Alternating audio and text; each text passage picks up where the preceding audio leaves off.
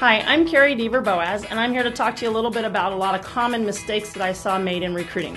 First one I want to talk to you about, I think it's imperative that parents and athletes do their homework. When you're looking at several of the programs that you're interested in, you need to look at their rosters. What do they have on there? And then you have to compare it to what you are and what you do and what you want to do. If you're a great pitcher and in the classes before you, they sign 3, 4, 5 pitchers, I'd love the confidence for you to think that you're going to come in and beat them all out, but you might not. And they might just not have the money for you. Maybe it's not the right timing, and timing is everything. So you might want to look at that and at least discuss it with those programs if they see you playing another position, or they see you coming in and sitting or redshirting. Are those all things that you're okay with and happy with? But doing your homework, I think, is huge. Don't just get flattered by them contacting you and recruiting you.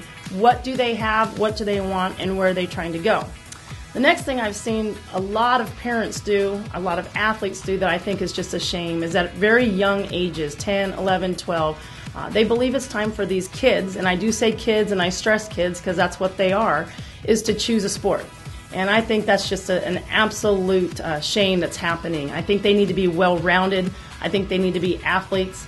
I know a lot of the 10 and 11-year-olds that I am coaching and working with right now are so small, and then I see them 6 years down the road and they're 6'2" or 3", and maybe if they'd played basketball or volleyball, they would have had it. But for me as a softball coach, I want an athlete.